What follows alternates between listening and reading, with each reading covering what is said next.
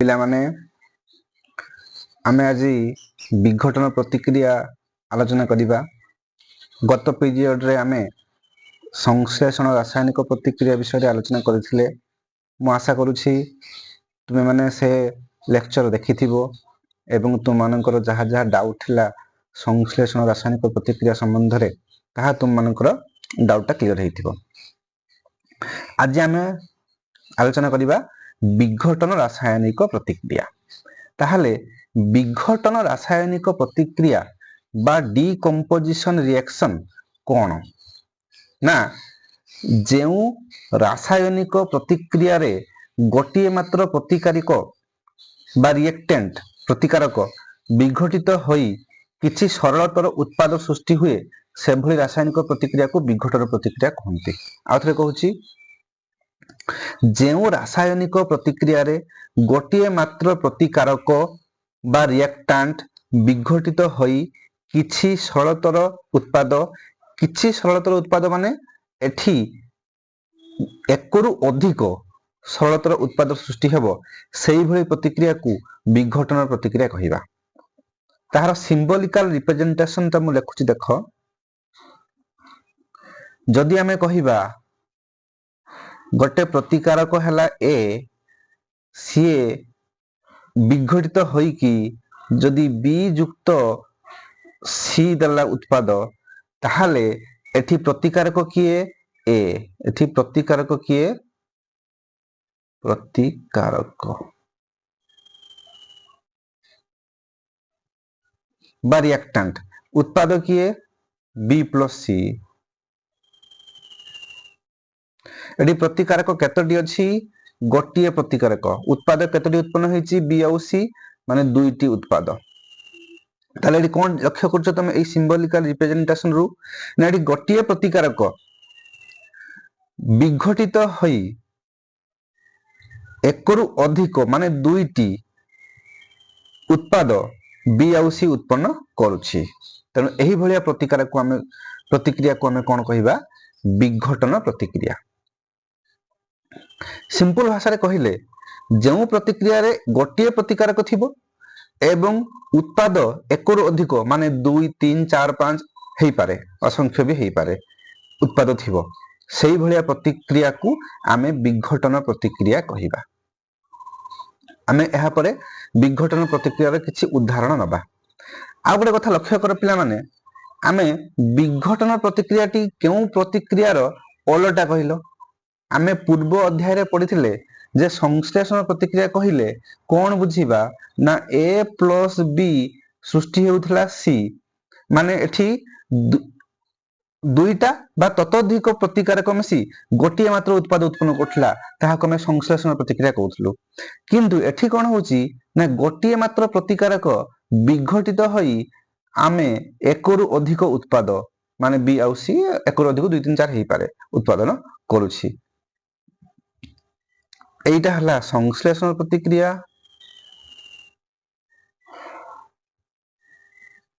एइटा हला तुमरो विघटन प्रतिक्रिया।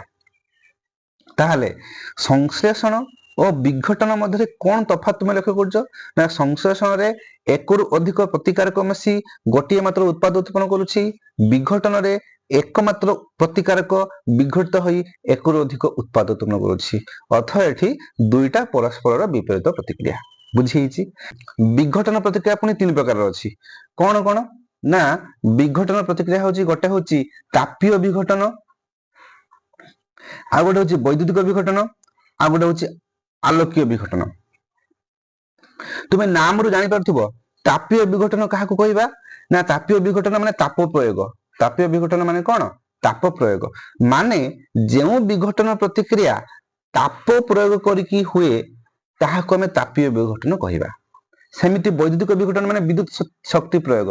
माने जेउ विघटन प्रतिक्रिया रे गोटे प्रतिकारक विघटित होउची काहा द्वारा? विद्युत शक्ति प्रयोग द्वारा, ताहाको हमें वैद्युतिक विघटन कहिबा। आलोकीय विघटन कोन? सही सिंपल कथा, जेउ विघटन प्रतिक्रिया रे गोटिए प्रतिकारक विघटित होउची काहाकू प्रयोग कर द्वारा? सूर्यालोक को प्रयोग करिवा द्वारा, ताहाको हमें सूर्यालोकीय विघटन कहिबा। आमे वर्तमान विघटन प्रतिक्रिया जो अच्छी आम तापीय विघटन वैद्युतिक विघटन और सूर्यालोक विघटन गोटे पर गोटे आलोचना करवा। देख ये आम प्रथम आलोचना करवा तापीय विघटन। आम ये कौन करूँ कहल आम एटा मु तुमको साइंस लैब रे एटा करिकी गोटे वीडियो मु अपलोड करी परवर्ती समय रे तुम एटा खाली आज बुझी नियो आम परवर्ती समय मो वीडियोटा अपलोड कले आउ टिके भल भाव बुझी पारिबो। कौन हेजी ना आमे जो टेस्ट ट्यूब देखुचे जो झियो पिलाटा धन टेस्ट ट्यूबटा धरिची एटा टेस्ट ट्यूब रे आमे कोन करिछु ना FeSO4 सॉलिड कहा को नीचु FeSO4 सॉलिड ता ना होची कोन फेरस सल्फेट। तुम पिला माने मन रखिबो FeSO4 सॉलिड बा फेरस सल्फेट ताहारो से गोटे लवण लुण जार को कहूछु खाइबा लुण नुहे गोटे रासायनिक लवण ताहारो रंग होउची कोन जानिछ पिला माने ताहार रंग होउची तुमर ईषद सबुज ए जो फेरस सल्फेट ताहार रंग होउची कोन ईषद सबुज हैला। तने आमे जो फेरस सल्फेट ता नबा हम टेस्ट ट्यूब रे ताहार रंग कोन हितबे ईषद सबुज से ईषद सबुज रंगर फेरस सल्फेट को आमे टेस्ट ट्यूब रे नबा जो टेस्ट ट्यूब धराई देखछो से टेस्ट ट्यूब रे आमे नबा नेला परे से टेस्ट ट्यूब को आमे कोन करबा ना बुनसन बर्नर द्वारा से फेरस सल्फेट को गरम करबा।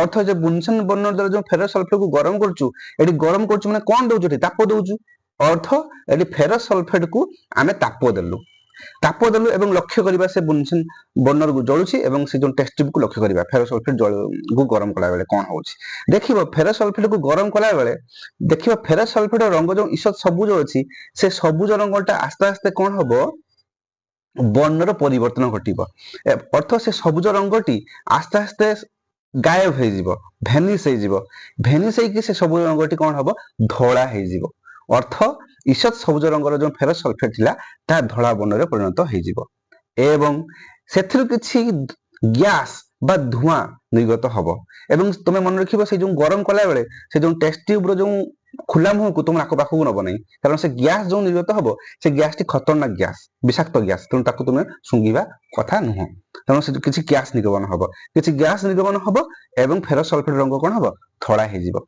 पिला माने कहिलो ए फेरस सल्फेट रंग धोळा काहे हैला काहे कि ना फेरस सल्फेट जो ईषद सबुज रंग थिला FeSO4 ताकू गरम कले से विघटित हबो ताप प्रदान कले से कोन हबो विघटित हबो एवं विघटित होइकी कोन करिवो से प्रथमे सेथि किछि जल अणु मिसिकी थिला केतोटी जल अणु मिसिकी थिला जानचो पिला माने सेथिरे 7टी जल अणु मिसिकी थिला एटा आमे परवर्ती विषय रे पढिबा एई तुम दशम श्रेणी रे परवर्ती विषय रे पढिबा किंतु एठी खाली टिके मन रख ए जो ईषद सबुज रंग थिला काहे कि ना FeSO4 सहित हमर कोन हेइथला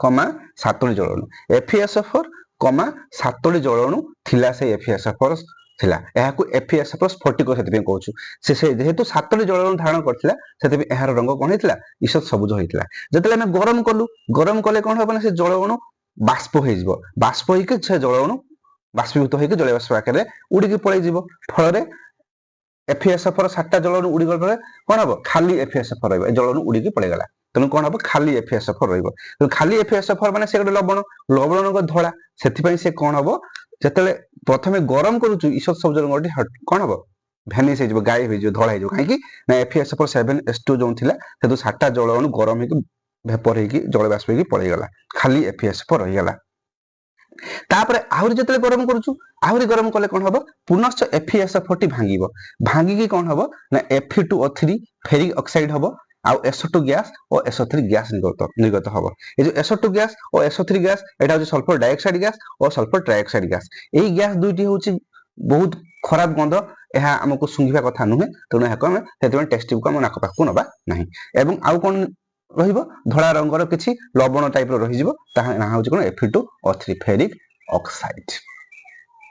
ताहाले तुमे एटी कोन शिक्षा कलो ना एही जो प्रतिक्रियाटी घटिला एठी गोटिए प्रतिकारक FeSO4 नेइथिले एहाको गरम कला फल रे से दुईटी धुआं बा दुईटी बाष्प देला SO2 गैस SO3 गैस एवं गोटिए फेरिक ऑक्साइड नामक एक ଲବଣ ଦେଲା ତାହେଲେ ଏଠି କେତୋଟି ଉତ୍ପାଦ ଉତ୍ପନ୍ନ ହେଲା 3ଟି ପ୍ରତିକାରକ କେତୋଟି ଗୋଟିଏ ତେଣୁ ଏଠି ଗୋଟିଏ ପ୍ରତିକାରକ ଉତ୍ପାଦ ହେଲା 3ଟି ଅର୍ଥ ଏହା ଗୋଟିଏ ବିଘଟନ ପ୍ରତିକ୍ରିୟା ଏବଂ ଏହା ଗୋଟିଏ କି ପ୍ରକାର ବିଘଟନ ପ୍ରତିକ୍ରିୟା ନିଶ୍ଚିତ ଭାବରେ ତୁମେ କହିପାରିବ ଏହା ତାପ ଦେଇକି ହେଇଛି ତେଣୁ ଏହା ତାପୀୟ ବିଘଟନ ପ୍ରତିକ୍ରିୟା ବୁଝି ହେଇଛି ଆମେ ଆଉ ଗୋଟେ एग्जांपल आलोचना करिया वर्तमान हम कोन करिया ना आउ गोटे एग्जांपल आलोचना करिया देखो एठी आउ गोटे एग्जांपल हम आलोचना करिया कोन ना देखो एठी देखो ताप प्रयोग हेतु कैल्शियम कार्बोनेट रो कैल्शियम ऑक्साइड और कार्बन डाइऑक्साइड को विघटन एक गुरुत्वपूर्ण विघटन प्रतिक्रिया एही प्रतिक्रियाटी मु लेखुची देखो एठी लेखा हेजी खाली देखि दोजी देखो देखो एठी कोन करा हेची